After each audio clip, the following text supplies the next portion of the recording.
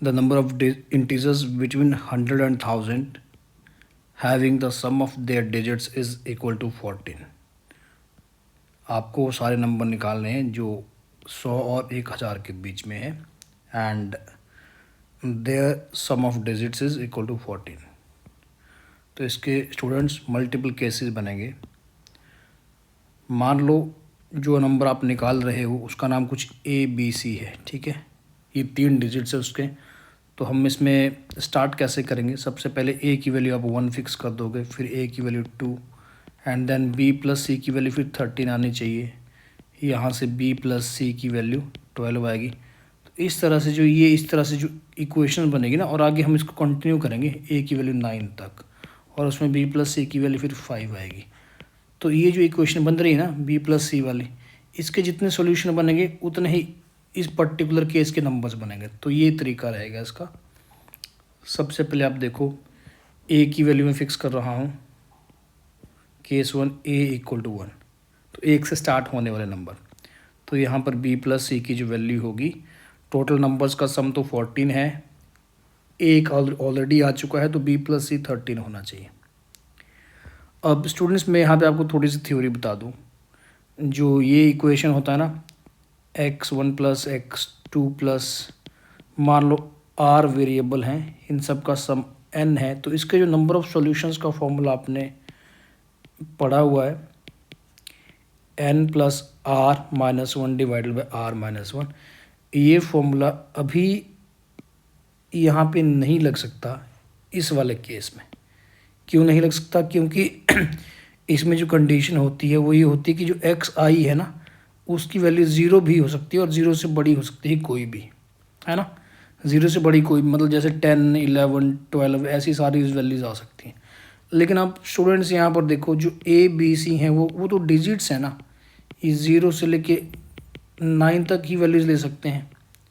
तो यहाँ पर तो B प्लस C की का अगर मैं से 13 करता हूँ, 13 प्लस 2 वेरिएबल है -1 C 2 -1, तो इसमें तो B की वैल्यू 11 भी आएगी और B की वैल्यू 12 भी आई होगी, कभी ना कभी B की वैल्यू 13 भी आई होगी. उस टाइम C 0 बना होगा, C 1 बना हुआ एंड सो ऑन. तो ये वाले केस तो हम ले नहीं सकते ना, तो फिर ये फॉर्मूला यूज़ नहीं होगा. तो हमें यहाँ पे मैनुअली ही सॉल्व करना पड़ेगा. बस ये एक मिस्टेक स्टूडेंट्स करते हैं, तो मैं पहले आपको बता दिया कि ये नहीं बनेगा यहाँ पर. तो ठीक है, B प्लस C 13. तो स्टार्ट कर रहे हैं. जैसे मान लो B की वैल्यू, और देखो C की मैक्सिमम वैल्यू तो कितनी हो सकती है? 9 हो सकती है ना. तो उस केस में B कितना बनेगा? 4 बनेगा. तो 4 से स्टार्ट होगा एंड देन 5 8. अब B बढ़ता जाएगा, C घटता जाएगा, 6 7, देन 7 6, देन 8 5 एंड देन 9 4. तो इसमें आप काउंट कर लो, 1 2 3 4 5 6 नंबर्स बन गए ऐसे. अब ये सारे के सारे नंबर 100 से बड़े हैं. You need to find the number greater than 100, between 100 and 1000. तो क्योंकि A की वैल्यू 1 हो चुकी है और B 149 है, तो इसका सबसे छोटा नंबर ही 149 बनेगा, और ठीक है सबसे बड़ा नंबर 194 बनेगा. तो ये सारे 100 से बड़े हैं, तो आपको इसमें सोचने की ज़रूरत नहीं है. और हाँ, अब हम सारे इसके काउंट नहीं करेंगे, मैनुअली हम यहाँ पे देखो एक ट्रिक लगा सकते हैं.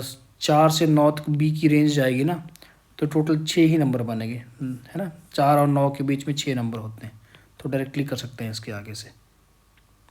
अब सेकंड केस देखो, A की वैल्यू 2, तो B प्लस C की वैल्यू कितनी होनी चाहिए? 12 होनी चाहिए, है ना.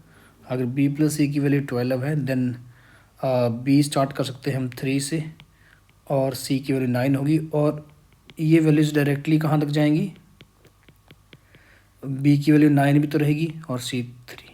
तो टोटल कितने केस बन गए? ये बन गए 7 बन गए. 7 नंबर जैसे मैंने स्टूडेंट्स बीच में नहीं लिखे, बीच में अगेन वो सारे नंबर आएंगे, जैसे 3 4 4 8, देन 5 7 एंड सो ऑन. ये सारे नंबर्स आएंगे, लिखे नहीं है यहाँ पर, ठीक है, ये बीच में नहीं लिखे हैं. अब इसके आगे केस 3, A की वैल्यू 3 हो जाएगी and B plus C equal to 11 आएगा.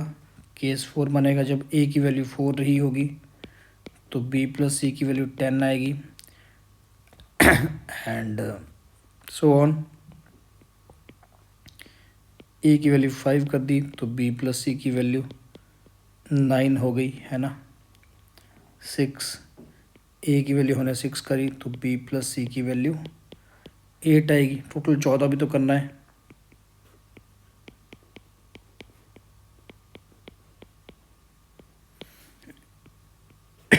ए की वैल्यू यहाँ पर 8 कर दी तो बी प्लस सी आ जाएगा 6 and last case A is 9 and B plus C it will be 5।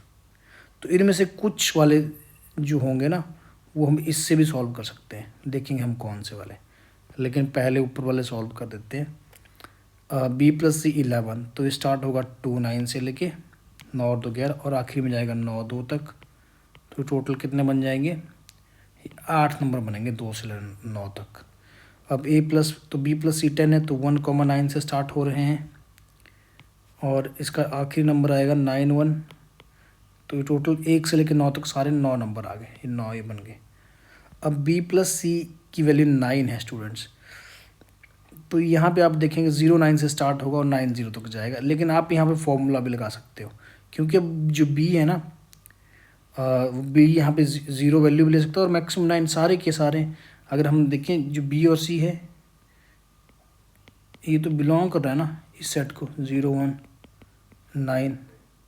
तो अगर आप अब इसके आगे जितने भी केस हैं उन सबको देखोगे तो उसमें बी और सी की वैल्यू यहीं से आएंगी और अगर यहीं से आएंगी तो फिर फॉर्मूला लगाया जा सकता है। तो यहाँ पे आंसर बन जाएगा। अब सम का वैल्यू कितना है? 9 है, वेरिएबल 2 है, बी और सी 2 वेरिएबल है, -1 डिवाइडेड बाई 2 -1 तो ये बनेंगे 9 और 2 11, 10 C1 10 आ गया।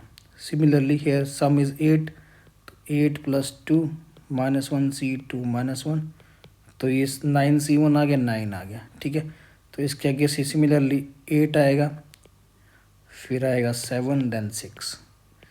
ठीक है, तो ये पैटर्न है। मतलब आप कभी क्वेश्चन पूरा सॉल्व नहीं करना होता, थोड़ा सा अगर लॉजिक एक बार डिकोड हो जाए तो क्वेश्चन वहाँ से फिर सॉल्व हो जाते हैं। तो ठीक है, अब इसको सम कर देते हैं कितना आंसर आ रहा है। 6 7 13 और 8 21 9 30 10 40 एंड 9 49 एंड 8 57 + 7 64 + 6 70। तो इन सबको सम करके टोटल नंबर्स आ गए 70 स्टूडेंट्स। तो ये इसका आंसर है। देखो आसान क्वेश्चन था, लेकिन ऐसे क्वेश्चन में प्रॉब्लम ये होती है कि अगर हमने कोई एक केस भी मिस कर दिया या फिर मान लो इन स्टार्टिंग के केसेस में भी ये वाला फॉर्मूला लगा दिया इक्वेशन वाला तो वहाँ से भी एरर आ जाता है। तो ये थोड़ा केयरफुली करना पड़ता है और सारे केसेस कंसिडर करने पड़ते हैं।